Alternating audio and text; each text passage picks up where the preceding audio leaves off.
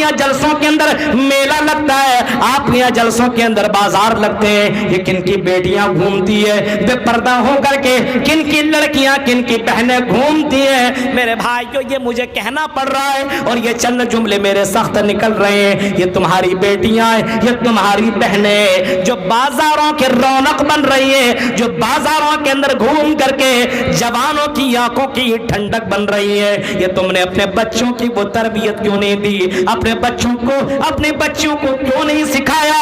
آئی میری بیٹی, تیرا جسم بھی پردہ ہے, تیری آواز بھی پردہ ہے, اور تیرا سب کچھ پردہ ہے. المرأۃ عورہ فاذا خرجت استصرفها الشیطان, ایک عورت پورا کا پورا پردہ ہے. جب کوئی لڑکی نکلتی ہے اپنے گھر سے تو شیطان اس کا تیسرا ہو جاتا ہے, دوست بن جاتا ہے, اور شیطان اس کو غلط راستے کی طرف نکال دیتا ہے. آج دیکھیے جلسے کے اندر بازار نہیں لگے گا, بازار لگ گیا تو وہاں لڑکی کا جانا کنفرم, اور جہاں لڑکی ہو وہاں لڑکے کا پہنچنا کنفرم. ظاہر سی بات ہے جہاں پیٹرول اور جہاں آگ ہو تو ظاہر سی بات ہے وہاں پہ آگ لگے گی ہی. یہ حال کس نے بنایا ہے اور یہ ماحول کس نے بنایا ہے؟ یہ سب ذمہ داری یہ آپ کا کام ہے. میرے بھائیوں, کس کی مجال ہے کہ کوئی آدمی جلسوں کے اندر آ کر کے یہ کام کرے, لیکن آپ نے وہ کام بتایا اور آپ نے وہ بازار لگا کر کے وہ راستے کھول دیے. اب بازار, اب ظاہر سی بات ہے آپ نے مٹھائی لگا دی, کسی جگہ پہ آپ نے مٹھائی رکھ دی. اب سوچئے گا یہاں پہ اس مٹھائی کے پاس مکھیاں نہیں آئیں گی. ہاں یہ ہو سکتا ہے مٹھائی ہو تو وہاں پہ پہنچیں گے اور وہاں پہ جا کر کے اس مٹھائی کو ٹچ کرنے کی کوشش کی جائے گی. تو میرے بھائیوں, آپ نے یہ بازار لگوا کر کے آپ نے ایک طریقے سے لڑکوں اور لڑکیوں کا انجوائے کا ایک ذریعہ آپ نے بنا دیا. جلسہ ہے بھائی, مسجد کی تعمیر و ترقی کا یہ جلسہ ہے. یہ بتائیے لوگوں کو, مسجد کی تعمیر و ترقی بہت کام ہے, بہت بڑا کام ہے. انما یامر مساجد اللہ, سب کی بس کی بات نہیں مسجدوں کو تعمیر کرنا, مسجدوں کی تعمیر کرنا, مسجدوں کا بنانا مومنوں کا کام ہے. جو مومن ہے, جو اللہ کے اوپر ایمان رکھنے والا ہے, اس کو بتاؤ مسجدوں کی تعمیر کے لیے جب یہ جلسہ ہو رہا ہے تو جب تک سننا ہے آرام سے سنو, اور اگر تمہیں نیند آئے تو گھر کے اندر جا کر کے سو جایا کرو. آج ابھی جا کر کے باہر میں آپ دیکھیں چند لڑکے اور لڑکیاں آپس میں باتیں بھی کر رہی ہوں گی, قرآن کی آیتیں سنائی جا رہی ہیں, پھر بھی اس کو ذرہ برابر اثر نہیں ہو رہا ہے. میرے بھائیوں, کھلم کھلا برائی کی جا رہی ہے. وَلَا تَقْتُلُوا النَّفْسَ الَّتِي حَرَّمَ اللَّهُ, پھر فرمایا وَلَا تَقْتُلُوا أَوْلَادَكُمْ مِنْ إِمْلَاقٍ, وَلَا تَقْتُلُوا أَوْلَادَكُمْ مِنْ إِمْلَاقٍ, اپنے بچے کو قتل مت کرو. نَحْنُ نَرْزُقُكُمْ وَإِيَّاهُمْ, ہم تمہیں روزی دیتے ہیں اور ہم تمہارے بچوں کو بھی روزی دیتے ہیں. روزی کا مالک اللہ ہے. اللہ جب تم کو روزی دے رہا ہے تمہارے بچے کو بھی اللہ ہی روزی دے گا. اب تم یہ کیوں سوچ رہے ہو یہ بچے کو کون کھلائے گا کون پلائے گا؟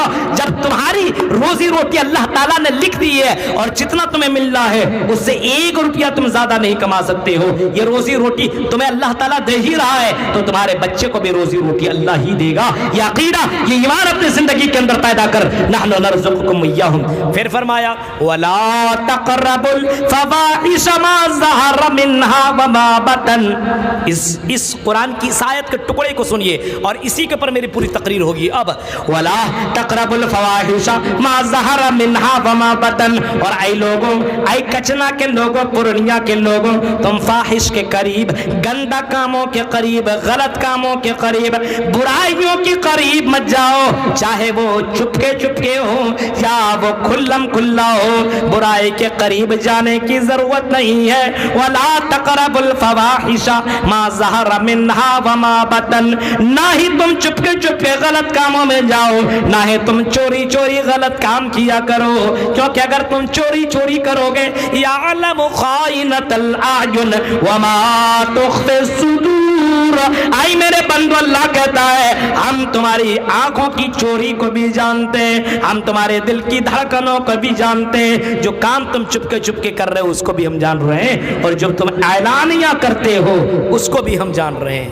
آج کل دیکھیے حالات, دیکھیے ہمارے نوجوانوں کو دیکھیے, جلسہ سننے کے لیے آتا ضرور لیکن جلسہ اسی وقت تک سنے گا جب تک لڑکیوں کی بھیڑ بھاڑ رہے گی, گھوما, انجوائے کیا, مستی کیا. میں اوپر سے ذرا دیکھ رہا تھا ماحول, جب کھانا کھانے کے لیے آیا تو میں نے کہا ذرا میں بھی منظر دیکھ لوں میدان محشر کا حالات کیسے ہیں یہاں پہ.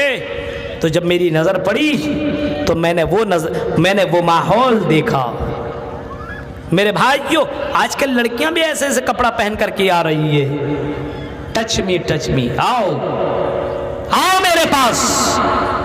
نساء کاسیات عاریات مائلات ممیلات. حدیث کے الفاظ امام کائنات فرماتے ہیں میری امت میں کچھ عورتیں ایسی آئیں گی, کچھ لڑکیاں ایسی آئیں گی مائلات ممیلات, جو لڑکیاں خود لڑکوں کی طرف مائل ہونے والیاں ہوں گی یا خود لڑکوں کو اپنے طرف بلائیں گی. آؤ میرے پاس, خود بلائیں گی اور خود بن سنور کر کے اس کے پاس چلی جائیں گی. بے حیائی کی یہ انتہا ہوگی, یہ بے حیا بن جائیں گی, شرم و حیا کی کوئی چیز نہ ہوگی. ایک دور ایسا آئے گا امام کائنات نے فرمایا زمانہ اتنا ڈینجر ہوگا کہ لڑکیاں خود زنا کی طرف لوگوں کو دعوت دیں گی, اور ایسی لڑکیاں لا یجدن ریحا, جنت کے خوشبو نہیں پائیں گی, جنت کے اندر داخل نہیں ہوں گی.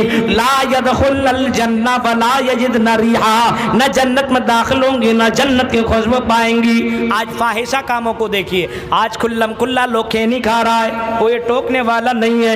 آج کھلم کھلا لوگ زنا کر رہا ہے, کوئی کہنے والا نہیں ہے. آج کھلم کھلا لڑکے اور لڑکیاں آپس میں باتیں کر رہے ہیں, کوئی کہنے والا نہیں ہے. آج جوا کے اڈے کھلے ہوئے ہیں اور جوا بازی عام ہو رہا ہے, لوگ جوئے پہ جوا کھیل رہا ہے. ابھی آپ نے دیکھا ایک میچ کرکٹ کے اوپر باقاعدہ جوا کھیلا جا رہا ہے. جوا کے اڈے کھلے ہوئے ہیں الگ الگ. بے شرمی کی حد ہے. جہاں پہ اللہ تعالیٰ نے, اللہ کے رسول نے سب سے زیادہ منع کیا ہے, کہاں؟ پارکوں میں, بازاروں میں نہ جایا کرو. بازار یہ اللہ کی نظر میں سب سے بری جگہ ہے, اللہ کی نظر میں سب سے بری جگہ بازار ہے. آج ہماری لڑکیاں بازار میں جایا کرتی ہیں اور رات کی تاریکی میں جا رہی ہیں. باپ تو جلسہ میں سننے میں لگا ہے, ماں تو جلسہ سننے میں لگی ہے. اب وہ بیٹی کون سا کام کر رہی ہے وہ بچی خود جان رہی ہے. میرے بھائیوں ذرا غور کرو, آج حالات اتنا بدل گئے ہیں. ما ظہر منہا وما بطن, فرمایا کہ برائی کے قریب, بے حیائی کے قریب بالکل مت جاؤ. نہ چپکے نہ چوری نہ کھلم کھلا, ان بے حیائی کے کاموں میں بالکل مت جاؤ. اور وہاں سے تم بول دو انی اخاف اللہ, یہ غلط کام میں بالکل نہیں کر سکتا ہوں. اسلام نے اس کو منع کر دیا ہے. یہاں تک کہ اسلام تو اتنا بتاتا ہے کہ لڑکی کے ساتھ ہاتھ ملانا بھی حرام ہے. تم ایک لڑکی سے ہاتھ نہیں ملا سکتے ہو, یہ اللہ تعالیٰ نے منع کر دیا ہے. میرے بھائیوں آج کل لڑکی اور لڑکیاں آپس میں ہاتھ گلے ملاتے ہیں. موبائل کے چکر میں لوگ دیوان اور پاگل ہیں. پوری رات لڑکیاں اور لڑکیاں آپس میں باتیں کر رہے ہیں, ویڈیو کالنگ کر رہے ہیں, اپنے جسم کی خوبصورتی دکھائی جا رہی ہے. آج سماج کے اندر یہ گندگیاں پھیلائی جا رہی ہیں. میرے بھائیوں یہ فواحش نہیں تو پھر اور کیا ہے, یہ گندگیاں نہیں تو اور کیا ہے. آج سماج کو گندا کرنے والوں لڑکوں اور سماج کو گندا کرنے والیوں لڑکیوں, سنو یہ حرام ہے, حرام. اللہ تعالیٰ نے یہ کام کرنے کو حرام قرار دیا ہے, یہ اسلام نے اس کو منع کر دیا ہے. لیکن مولوی صاحب آپ تقریر کرتے رہو, ہم تو وہی کریں گے جو ہمارا دل کہتا ہے. کپڑا کیوں لیے ہیں؟ دکھانے کے لیے. کریم پاؤڈر کیوں لائے ہیں؟ دوسروں کو لبھانے کے لیے. ہاں یہ لپسٹک کیوں لگاتے ہیں؟ لڑکوں کو للچانے کے لیے. یہ حال ہے اور یہی کچھ ہو رہا ہے سماج کے اندر. میرے بھائیوں ولا تقربوا الفواحش, فاحشہ کے قریب مت جاؤ, گندے کاموں کے قریب مت جاؤ. نبی اکرم کے اخلاق دیکھیے, کان رسول اللہ صلی اللہ علیہ وسلم لم یکن فاحشا ولا متفحشا, ہمارے رسول نہ فاحش تھے نہ متفحش تھے. فاحش زبان سے گندی بات نکالنا یہ فاحشہ ہے, اور جسم سے غلط کام کرنا یہ متفحش ہے. اللہ کے نبی نہ زبان سے کوئی غلط بات نکالتے تھے نہ اپنے جسم سے کوئی غلط کام کرتے تھے. آج دیکھیے زبان سے بھی ہمارے جملے غلط نکل رہے ہیں, اور جسم سے وہ کام کرتے ہیں شادی سے پہلے اور شادی کے بعد. آج تو گرل فرینڈ اور بوائے فرینڈ کا معاملہ تو عام ہے. ایک آدمی ہم کو بتانے لگا, مولوی صاحب کیا بتاؤں، شادی کے 3-4 سال ہو چکے ہیں، میں نے اپنے بیوی کے ساتھ میں نے بہت رعایت کی، اس کی ہر بات میں نے ماننے کی کوشش کی، اس کی جائز فرمائش کو میں نے پورا کیا، لیکن موبائل نے میری بیوی کو بگاڑ کر کے رکھ دیا۔ میں نے کہا دیا کیوں؟ کہا کہ بیوی کی محبت میں گرفتار ہو گیا تھا، کہنے لگی تھی شوہر آپ مجھے موبائل دے دیجئے، آپ جب دکان میں رہیں گے تو میں آپ سے بات کرتی رہوں گی۔ اس موبائل نے اس لڑکی کو اتنا بگاڑا کہ اپنے شوہر کو چھوڑ کر کے کسی اور سے باتیں کرنے لگی، اور یہاں تک نوبت آئی کہ اپنے شوہر سے کہہ بیٹھی جا جب تو اپنی زندگی گزار میں اپنی زندگی گزاروں گی۔ میرے بھائیوں، آج تو موبائل نے لوگوں کی زندگی کو بگاڑ کر کے رکھ دیا ہے۔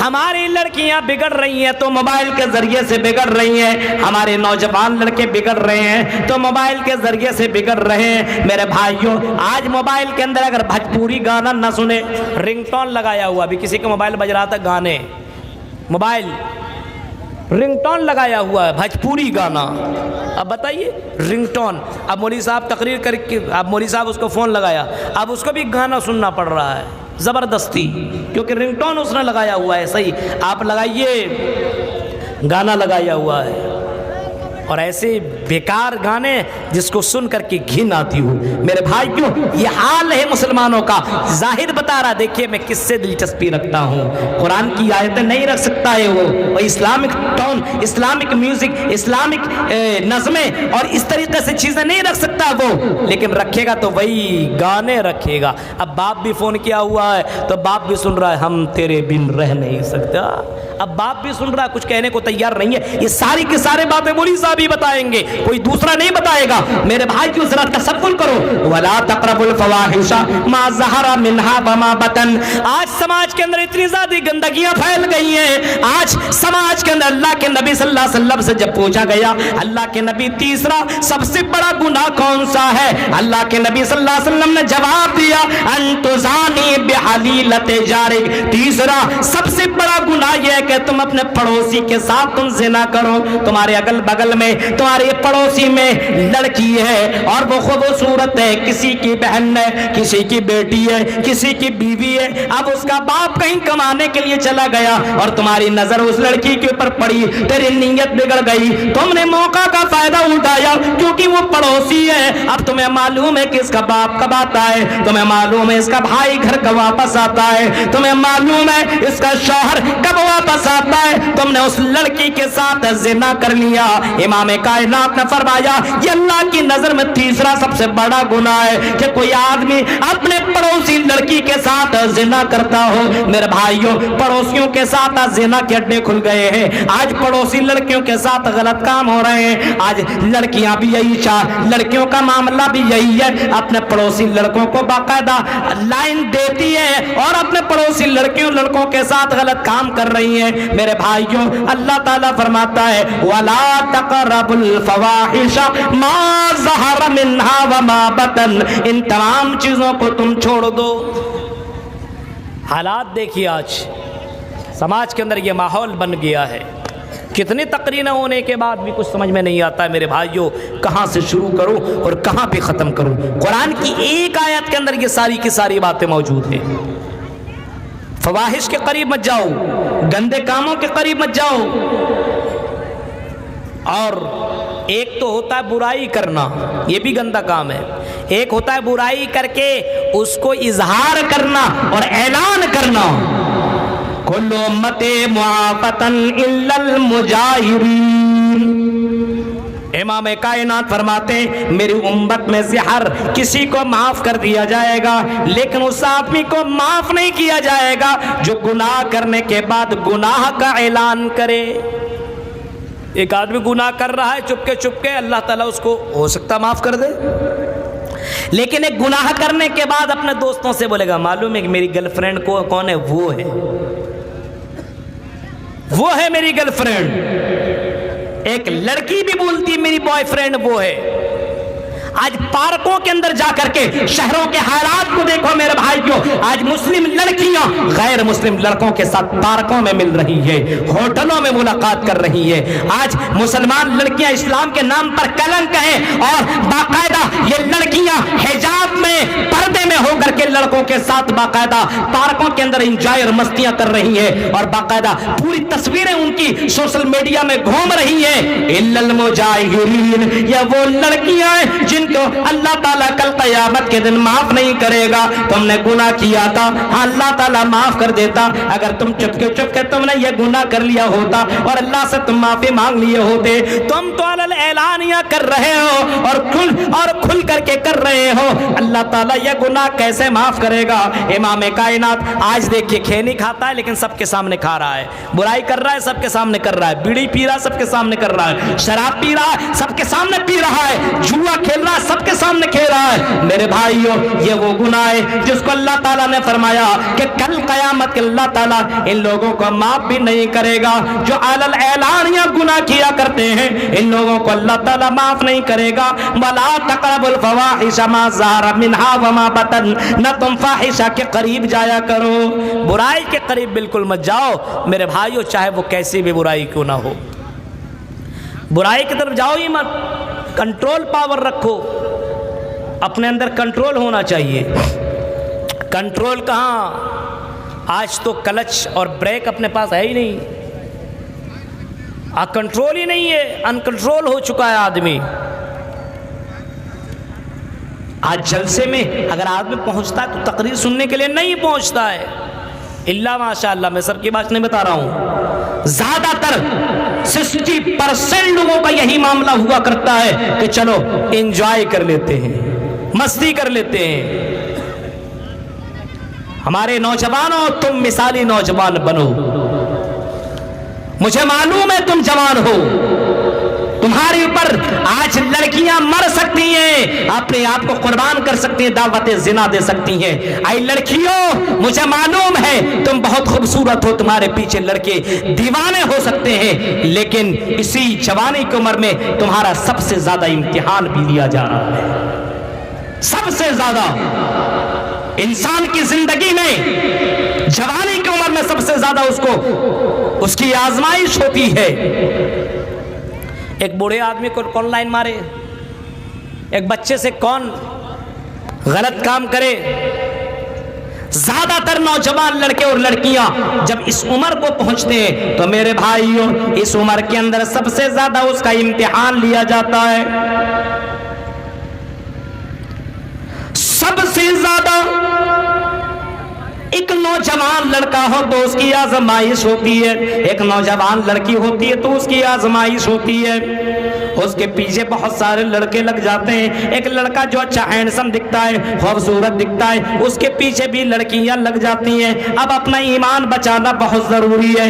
اپنے ایمان کو اگر تم نے بچا لیا اور اللہ کے راہ میں تم نے عبادت کر لی اور زندگی گزار لی تو حدیث کے اس الفاظ کو سنیں، اللہ کے نبی صلی اللہ علیہ وسلم نے فرمایا وَشَابٌ نَشَا فِي عِبَادَةِ رَبِّهِ، اور اس نوجوان کو اللہ تعالیٰ عرش کے نیچے جگہ دے گا، اس سائے کے نیچے جگہ دے گا جس سائے کے علاوہ کوئی دوسرا سایہ نہ ہوگا۔ ایسے موقع پہ اللہ کے نبی نے فرمایا اس جوان کو اللہ تعالیٰ سایہ نصیب کرے گا۔ میرے پیارے ساتھیوں، تم جوان ہو، مجھے معلوم ہے جوانی کی عالم میں بہت ساری آزمائشیں ہوا کرتی ہیں۔ آج چاروں طرف سے تمہارے اوپر آزمائشوں کے بارش ہو رہی ہے، کبھی ادھر سے کبھی ادھر سے کبھی ادھر سے، ہر محلے میں، ہر گلیوں میں، ہر اگل بگل میں بہت ساری زلیخا تمہیں ملیں گی، بہت ساری لڑکیاں تمہیں ملیں گی جو دعوت زنا دیں گی۔ آج تمہیں یوسف بننے کی ضرورت ہے۔ یوسف کو، حضرت یوسف علیہ السلام کو بہت ساری لڑکیوں نے، مصر کی بہت ساری لڑکیوں نے دعوت زنا دی، بہت سارے لڑکیوں نے دعوت زنا دی۔ میرے بھائیوں، یہاں تک کہ جس گھر کے اندر حضرت یوسف رہا کرتے تھے، جہاں وہ نوکر بن کر کے کے رہا کرتے تھے، اور جس بادشاہ نے اس کو اپنا بیٹا بنا لیا تھا حضرت یوسف کے اوپر اس کی ملکہ کی نظر پڑی، اور ملکہ بھی دیوانی پڑ گئی، اس کی مالکن بھی دیوانی ہو گئی، اور حضرت یوسف سے کہنے لگی آئے یوسف آؤ میرے ساتھ غلط کام کر لو، آئے یوسف آؤ میرے ساتھ، میرے جسم کی حوث کو پوری کر دو، میری پیاس بجھا دو۔ حضرت یوسف ایسے موقع پہ کیا کہتے ہیں؟ ہاں اسے معلوم تھا وغلقت الابواب وقالت حیت لک، لڑکی نے اس مالکن نے وہ 7 دروازے کو بند کر لیا، اب اس کمرے کے اندر کوئی آنے جانا والا نہیں ہے، اب کوئی اس کمرے کے اندر نہیں ہے، حضرت یوسف اکیلے ہیں، وہ لڑکی بھی اکیلی ہے، اب دونوں کے علاوہ کوئی تیسرا نہیں ہے، یہاں پہ کوئی غلط کام کر لے تو کوئی جاننے والا بھی نہیں ہے۔ لیکن حضرت یوسف کی زندگی کو دیکھو اور ایمان کو دیکھو اور جوانی کے اندر کنٹرول پاور دیکھو، کنٹرول پاور۔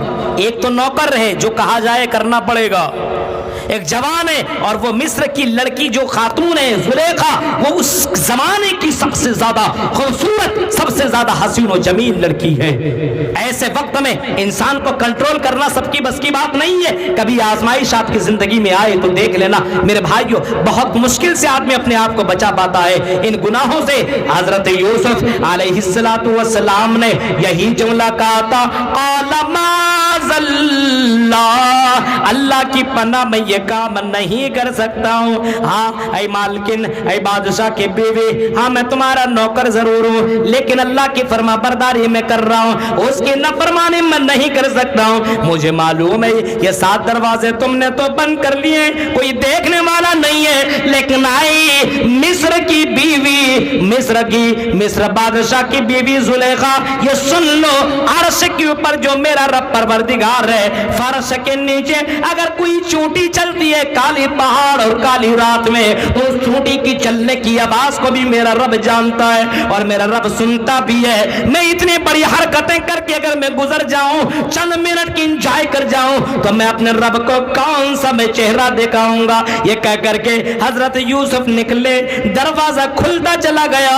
اور اللہ تعالیٰ نے اس نوجوان کی حفاظت کر ڈالی۔ میرے بھائیوں، آج کے دور میں ایمان بچانا بہت ضروری ہے، ایمان کے پیچھے بہت ساری چیزیں لگی ہوئی ہیں۔ آج ہر گلیوں کے اندر تمہیں زلیخا ملیں گی، لیکن تمہیں یوسف بننا پڑے گا۔ وَلَا تَقْرَبُوا الْفَوَاحِشَ مَا ظَهَرَ مِنْهَا وَمَا بَطَنَ، تم فاحشہ کے کام میں بالکل مت جاؤ، نہ چپکے نہ چوری، بند کمرے کے اندر غلط کام ہو رہا ہے۔ فاحشہ کام یہ بھی ہے کہ موبائل کے اندر غلط چیز دیکھا جائے۔ یہ نظریں یہ آنکھیں کس نے دی ہے؟ یہ اللہ نے دی ہے۔ کتنی بڑی نعمت ہے، اس اندھوں سے پوچھو، ایک اندھا آدمی ہے، اس سے پوچھو آنکھ کتنی بڑی نعمت ہے، وہ کہہ دے گا گھر لے لو، مکان لے لو، سب کچھ لے لو، لیکن میری آنکھ واپس کرا دو یار۔ آنکھ سے بڑھ کر کے کوئی نعمت نہیں ہے۔ ایک کان، جس کان سے تم گانے سن رہے ہو، سنو، یہ کتنی بڑی نعمت ہے۔ جس کے پاس سننے کی شکتی نہیں ہے، سننے کی طاقت نہیں ہے، ان سے پوچھو یہ کان کتنی بڑی دولت ہے، وہ جواب دے گا، وہ کہے گا اگر اس کے پاس بولنے کی طاقت ہے تو وہ احساس ہے، وہ جانتا ہے اور وہ کہتا ہے کہ اللہ مجھے سننے کی طاقت دے دے۔ جس کے پاس بولنے کی طاقت نہیں ہے، قوت گویائی نہیں ہے، اس سے بولو یہ بولنا یہ کتنی بڑی نعمت ہے، وہ کہے گا دنیا میں اگر بول نہیں پا رہا ہوں تو اس سے بڑھ کر کے اور کیا کمزوری ہے۔ یہ ساری نعمتیں اللہ تعالیٰ نے تمہیں دی ہے، اب ان نعمتوں کا کل قیامت کے دن تمہیں حساب دینا پڑے گا، سب کل قیامت کے دن تمہیں اللہ کے سامنے حساب دینا پڑے گا، ضرور بضرور تمہیں حساب دینا پڑے گا، تمہارے پیروں کا، تمہارے ہاتھوں کا، تمہاری آنکھوں کا، تمہارے کانوں کا، تمہارے جسم کا، تمہاری زندگی کا حساب دینا پڑے گا۔ اللہ کے نبی صلی اللہ علیہ وسلم نے فرمایا قیامت کا وہ دن ہوگا اور جس دن آدمی اللہ کے سامنے کھڑے ہوں گے اور اس دن اتنا ڈینجر منظر ہوگا، یہ سورج جو آسمان کے اوپر تمہیں دکھائی دے رہا ہے، یہ سورج جو 9 کروڑ 30 لاکھ میل کے اوپر جو تمہیں دکھائی دے رہا ہے، یہ سورج انسان کے بالکل قریب آ جائے گا، انسان پسی میں ڈوبا ہوگا۔ تدنی الشمس یوم القیامت من الخلق حتی تکون منہم کمقدار میل، یہ سورج انسان کے قریب 1 میل کے فاصلے کے اوپر یہ سورج آ جائے گا۔ جب سورج اتنا قریب ہوگا، انسان نفسی کے عالم میں ہوگا، اور اللہ کے نبی صلی اللہ علیہ وسلم فرماتے ہیں، ترمذی کے الفاظ ہیں، لا تزال قدم ابن آدم یوم القیامت من عند ربہ حتی یسأل عن خمس، عن عمرہ فیما فنا وعن شبابہ فیما بلا ومالہ من این اکتسب۔ اللہ کے نبی فرماتے ہیں کہ آدمی اپنے قدم کو ہلا نہیں سکتا ہے جب تک کہ وہ 5 سوالوں کے جواب نہ دے لے۔ نعمتیں ملی ہے تو اس کا کیا مطلب جو چاہے جیسا چاہے ویسا کر لے؟ نہیں، کل قیامت کے دن تمہیں سوال کا جواب دینا ہوگا۔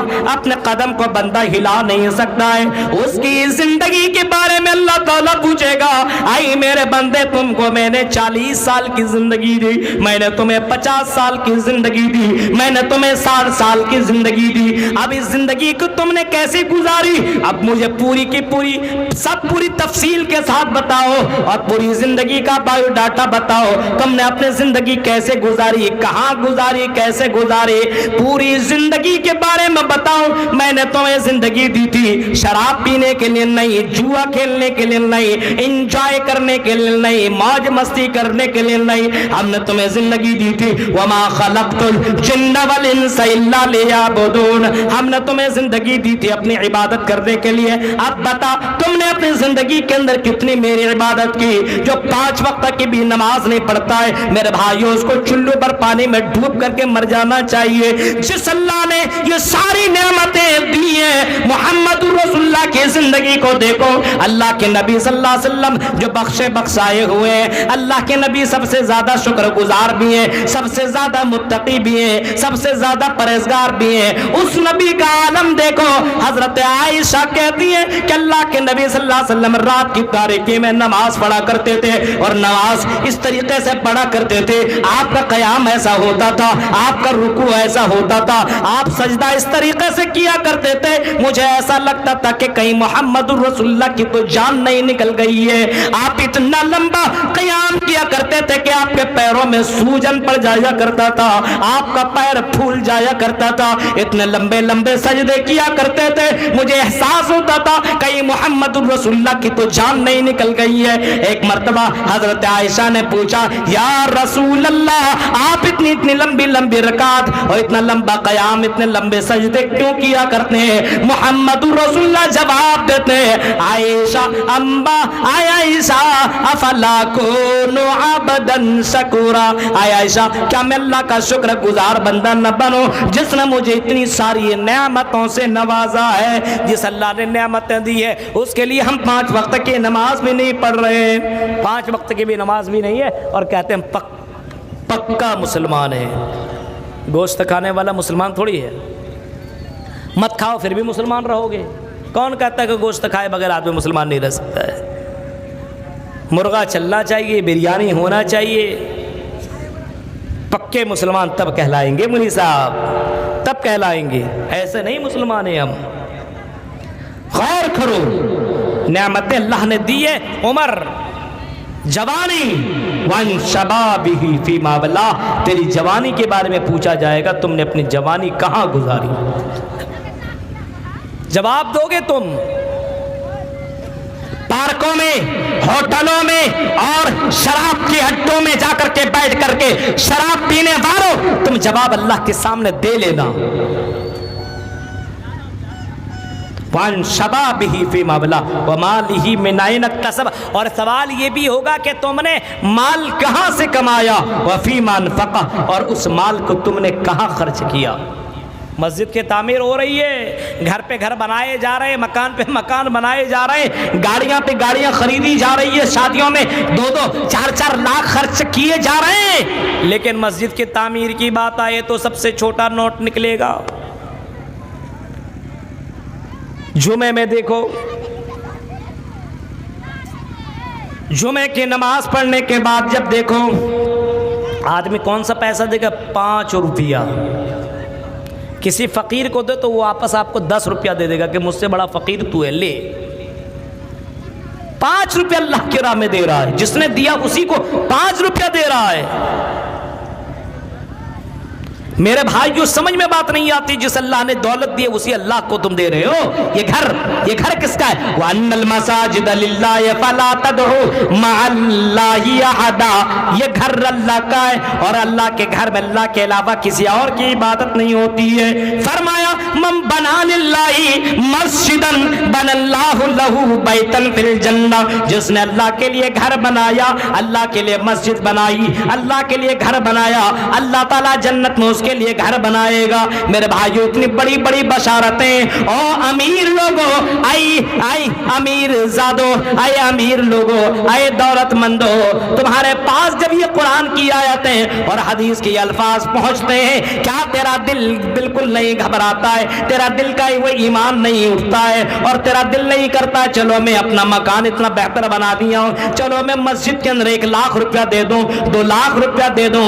زندگی کی کوئی گارنٹی نہیں ہے. محمد رسول اللہ کو اتنی زیادہ دولت ملنے کے بعد اللہ کے نبی نے اپنی دولت کو بچایا نہیں، بلکہ اللہ کے نبی نے وہ تمام دولتیں غریبوں میں اور ان تمام دولتوں کو اللہ کے راہ میں خرچ کر دیا. جب نبی کا انتقال ہوا نبی کے پاس اتنی دولت بھی نہیں تھی، اور یہ کہہ لو نبی کے پاس اس گھر کے اندر اتنا تیل بھی نہیں تھا کہ چراغ جلا کر کے محمد رسول اللہ کا چہرہ دکھایا جا سکے. میرے بھائیوں امیر زادو، یہ مال تمہیں کچھ کام آنے والا نہیں ہے. جیسے مرے گا ویسے تمہارے باڈی کو لوگ اٹھا کر کے قبر میں ڈال دیں گے. تم سے کوئی محبت نہ کرے گا بلکہ تمہارے مال سے لوگ محبت کیا کریں گے. اس وجہ سے مالداروں، جب تمہیں موقع ملا ہے تو اس موقع کو تم جانے مت دو، اس چانس کو جانے مت دو. وَمَالِهِ مِنْ أَيْنَ اكْتَسَبَ وَفِيمَا أَنْفَقَ. مال کہاں سے کمایا اور کہاں خرچ کیا یہ بھی بتاؤ. یہ بھی پوچھا جائے گا کل قیامت کے دن. اس سوال کا جواب تمہیں دینا ہے، ہمیں دینا ہے میرے بھائیوں. لیکن مولوی صاحب بس تقریر کرتے چلے جاؤ، ہم سن لیں گے، ہمارا حال ویسا ہی رہے گا. ہاں ایسا ہی رہے گا، کوئی سدھار، کوئی تبدیلی، کوئی چینجنگ نہیں. میرے بھائیوں یہ حال ہے مسلمانوں کا. غور کیجیے آپ. وَلَا تَقْرَبُوا الْفَوَاحِشَ مَا ظَهَرَ مِنْهَا وَمَا بَطَنَ. فاحشہ کے قریب مت جاؤ، کھلم کھلا یا چھپکے چھپکے. ایک آدمی ہے مسلمان ہے، اچھا خاصا ہے، کھلم کھلا تو نہیں کرتا لیکن چھپکے چھپکے کر لیتا ہے. لوگوں کے سامنے بڑا اچھا رہتا ہے. بند کمرے میں گیا تو موبائل کو کھولا، گندی گندی فلمیں دیکھنے لگا. بازاروں میں گیا، کلکتہ دلی بمبئی گیا، اب یہاں کون دیکھنے والا ہے، لڑکیوں کے چکر میں لگ گیا. ایسی جگہ میں گیا جہاں اپنے سماج کا کوئی آدمی نہیں ہے تو شراب پینے لگا. ایک کلکتہ میں میرا ایک دوست ہے، اس نے بتایا مولوی صاحب آپ کو پتہ ہی نہیں ہے ایسے ایسے مسلمان لڑکیاں بھی بیئر بار شراب کی دکانوں میں آیا کرتی ہے. ایسی سے لڑکیاں ڈانس کرتی ہیں، نقاب نکال کر کے اپنے جسموں کی نمائش کرتی ہے. اور بڑے بڑے امیر مسلمان، بڑے بڑے امیر مسلمان ان شراب کی دکانوں میں پہنچتے، ہوٹلوں میں، اور پیسے کو ایسے پھینک پھینک کر کے پورا پیسہ بیکار کرتا ہے، شراب پیتے جاتا ہے. لڑکیوں کی اس انگڑائی کو اور اس ناچ اور ڈانس کو دیکھتا رہتا ہے اور اس کے اوپر پیسے پھینکتے رہتا ہے اور شراب پہ شراب پیتا چلا جاتا ہے. یہ ہے مسلمانوں کی حالت میرے بھائیوں. اور اس نے بتایا کہ مولوی صاحب یہ بالکل کلیئر طریقے سے روزانہ کا معمول یہی ہے. افسوس یہ ہے اس نے بتایا کہ میں اسی جگہ کام کرتا ہوں لیکن اب میں اس کام کو چھوڑنے والا ہوں. میں وہ کام تو ضرور کر رہا ہوں لیکن میں نے یہ منظر دیکھا ہے، مجھے گھن آتی وہاں سے. آج تک میں نے شراب بھی نہیں پی ہے، اب میں اس کو چھوڑنے کی بھی کوشش کر رہا ہوں. دعا کیجئے کہ اللہ تعالیٰ مجھے کوئی اور جگہ دلا دے جہاں سے مجھے رزق مل سکے. میرے بھائیوں یہ ہے مسلمانوں کی حالت. پیسہ مل گیا تو آدمی سمجھتا اب جو چاہوں سو کر لوں. حضرت عثمان غنی کو دیکھو، ان کے پاس بھی پیسہ آیا، ان کے پاس بھی امیری آئی. عمر بن عبدالعزیز کو دیکھو کہ ان کے پاس بھی امیری آئی، ان کے پاس بھی پیسہ تھا. لیکن جیسے خلیفہ بنے حضرت عمر بن عبدالعزیز، جیسے خلیفہ بنے اس نے اپنے تمام پیسوں کو بیت المال کے اندر ڈال دیا. اپنے بیوی اور اپنے بیگم کے زیورات کو لیا اور اس نے بیت المال کے اندر ڈال دیا. میرے بھائیوں، کیونکہ اسے معلوم تھا کہ اللہ کے راہ میں خرچ کرنا یہ بہت بڑی عبادت ہے۔ میرے بھائیوں، اسے معلوم تھا کہ کل قیامت کے دن ان مال کے بارے میں حساب و کتاب اللہ کو دینا پڑے گا۔ میرے بھائیوں غور کرو، آج تو آدمی کھلم کھلا بھی برائی کر رہا ہے اور چپکے چپکے بھی برائی کر رہا ہے۔ نبی اکرم صلی اللہ علیہ وسلم نے فرمایا کل قیامت کا دن ہوگا اور اس دن لوگ ایسے لوگ آئیں گے جو تہامہ پہاڑ کے مانند نیکیاں لے کر کے آئیں گے، تہامہ پہاڑ کے مانند نیکیاں لے آئیں گے، لیکن فرمایا ہباء منصورا، اللہ تعالیٰ ان کی نیکیوں کو ہوا میں اڑا دے گا، ہوا میں اڑا دے گا، ختم خلاص، زیرو، اس کا بیلنس ہی نہیں ہے، زیرو۔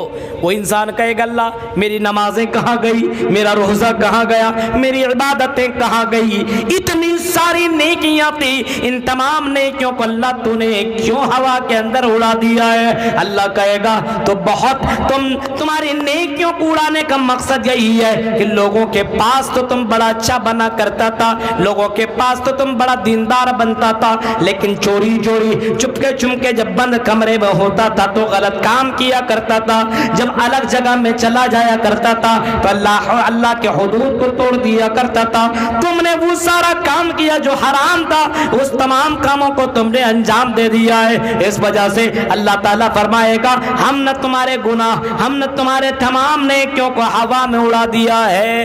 میرے بھائیو یہ حال ہے مسلمانوں کا، مسلمان چپکے چپکے بھی غلط کام کر رہا ہے اور چوری چوری بھی چپکے چپکے، دونوں طریقے سے غلط کام کر رہا ہے۔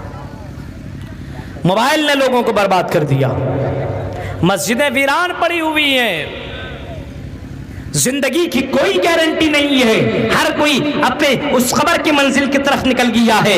ہاں یہ کوئی کبھی پہلے مر جاتا ہے، کوئی بعد میں مرتا ہے، کوئی کورونا وائرس کا شکار ہو جاتا ہے، کوئی ایکسیڈنٹ میں مر جاتا ہے، کوئی ہارٹ اٹیک کی بیماری میں جا کر کے مر جاتا ہے، ہر کوئی اس قبر کی منزل کی طرف نکل پڑا ہے اور اس گاڑی اس ٹرین کے اوپر سوار ہے، کب اس کی موت ہو جائے، کب وہ اپنے منزل کی طرف پہنچ جائے کوئی جانتا ہی نہیں ہے۔ لیکن اس کے باوجود نماز میں ہم پیچھے ہیں، اس کے باوجود دینداری میں ہم پیچھے ہیں، اس کے باوجود ہم پرہیزگاری میں پیچھے ہیں، قرآن کی تلاوت نہیں ہے۔ آج ہمارے موبائلوں کے اندر گانے بھرے ہوئے ہیں، آج ہمارے موبائل کے اندر گندی فلمیں بھری ہوئی ہیں، آج ہماری لڑکیاں بے پردہ ہو کر کے گھوم رہی ہیں، کوئی کہنے والا، کوئی روکنے والا، کوئی ٹوکنے والا نہیں ہے۔ میرے بھائیو ذرا تصور کرو، حالات کا جائزہ لو، آج ہماری مسجدیں ویران ہیں، مسجدیں تو بنائی جا رہی ہیں لیکن مسجدیں ویران ہیں، کیوں؟ کیونکہ اس کو پتہ ہی نہیں ہے، اور پتہ بھی ہے تو یہ سمجھتا ہے ہم تو اہل حدیث ہیں، ہم تو مسلمان ہیں، ہمارے لیے جنت کنفرم ہے۔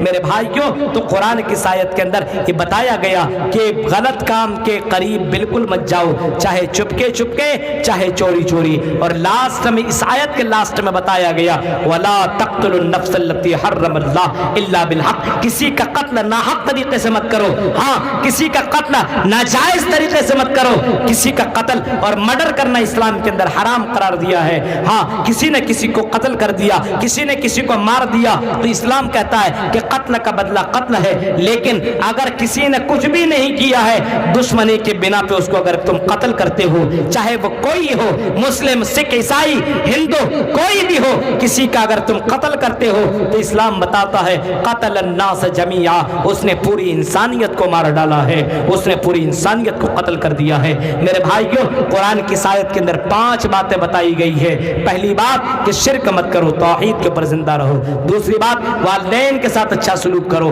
تیسری بات اپنے بچوں کو قتل مت کرو، اور چوتھی بات برائی کے قریب مت جاؤ، کھلم کھلا یا چوری چوری کسی بھی طریقے سے فاحشہ کے قریب مت جاؤ، اور پانچویں بات کسی کو قتل ناجائز طریقے سے، ناحق طریقے سے مت کرو۔ یہ اللہ تبارک و تعالیٰ کا یہ پیغام ہے، اللہ کا یہ قانون ہے، اللہ تعالیٰ نے یہ تمہارے اوپر حرام قرار دیا ہے۔ اگر تم یہ کام کرتے ہو تو میرے بھائیو تمہیں اللہ کے سامنے کل قیامت کے دن افسوس کا سامنا کرنا پڑے گا۔ یہ 2 گھنٹے کی تقریر میں نے آپ کے سامنے رکھی ہے، مجھے بہت لمبا سفر بھی کرنا ہے، اور جس دن ٹائم دیتا ہوں اس دن ٹائم ہی نہیں ملتا ہے، وہ دوسرے دن ٹائم ملتا ہے۔ اب بھائی آدمی کے پاس شکتی کب تک ہوتی ہے؟ اب 12 بجے کے بعد آدمی کو بعد نیند آنے لگتی ہے، تھکاوٹ ہونے لگتی ہے، اب اس کے بعد بھی پروگرام چل رہا ہے، وہ مولوی صاحب بولتے چلے جائیے۔ یہ 2 گھنٹے کے تقریر بہت لمبی چوڑی تقریر ہوتی ہے، ایک آیت میں انسان کی زندگی بدل سکتی ہے، ایک آیت میں فضیل ابن عیاض نے ایک آیت کا وہ ٹکڑا ہی تو سنا تھا۔ بہت بڑا ڈاکو تھا فضیل ابن عیاض، بہت بڑا ڈاکو تھا، ڈاکہ ڈالنے کے لیے کسی مکان میں چڑھ رہا تھا، اس کے کانوں کے اندر ایک سریلی آواز آئی، الم یانی للذین آمنوا ان تخشع قلوبہم لذکر اللہ، کیا وہ وقت نہیں آیا ہے کہ اب بھی تمہارا دل اللہ کے ڈر سے لرز جائے، اللہ کے خوف سے تیرا دل کانپ جائے۔ فضیل ابن عیاض جو کہ ڈاکو تھا، قرآن کی آیت کو سن لینے کے بعد کہتا بلا کیوں نہیں، وہ وقت آ گیا ہے، میرا دل گھبرا رہا ہے، میرا دل کانپ رہا ہے، اللہ کے ڈر سے، جہنم کی آگ سے اور عذاب قبر سے مجھے میرا دل کانپ رہا ہے کہ مجھے کل قیامت اللہ کے سامنے حساب بھی دینا پڑے گا۔ قرآن کی آیت کو سن لینے کے بعد فضیل ابن عیاض نے توبہ کر لیا، اور توبہ کرنے کے بعد بہت بڑے دیندار اور متقی بن گئے۔ پوری رات تقریر سننے کے بعد نماز ہی نہ بن سکو، پوری بار تقریر بننے کے بعد ہماری لڑکیاں پردہ نہ کرے، پوری رات تقریر سن لینے کے بعد ہمارے نوجوان بے حیا بن جائیں، ہمارے نوجوان دیندار نہ بنے، تو میرے بھائیو یہ تقریریں سن لینے کا مطلب یہی ہے، تم قرآن تو سنتے ہو لیکن قرآن کی آیتوں کے پر تمہیں وشواس نہیں ہے، تمہیں یقین نہیں ہے، اور اللہ کی ذات کے پر بھروسہ نہیں ہے، مرنے کے بعد اللہ کے پاس حساب و کتاب دینے کا تمہیں ذرہ برابر احساس نہیں ہے۔ ورنہ صحابہ تو وہ تھے جو قرآن کی ایک آیت سن کر کے بالکل اسی آیت کے اوپر اپنی زندگی گزار دیا کرتے تھے، محمد الرسول اللہ کے فرمان کو سن کر کے اس بات کے اوپر عمل کر لیا کرتے تھے۔ آج اتنی تقریریں سن لینے کے بعد ہم ٹس سے مستک نہیں ہوتے ہیں، ہم تو صنم وہی کریں گے، ہم تو وہی کریں گے جو ہمارا دل کہتا ہے۔ میرے بھائیو مسلمان وہ نہیں ہے جو دل کی سنتا ہے، مسلمان وہ ہے جو اللہ اور اس کے رسول کی سنتا ہے اور کہے کہ میں مسلمان ہوں، قال اللہ اور قال الرسول کی صدائیں بلند کرتا ہوں اور اس کے پر عمل کروں گا۔ میرے بھائیو یہ چند باتیں تھی جو میں نے آپ کے سامنے رکھی ہے، مجھے نکلنا ہے، بالکل فوراً ہی مجھے جانا ہے۔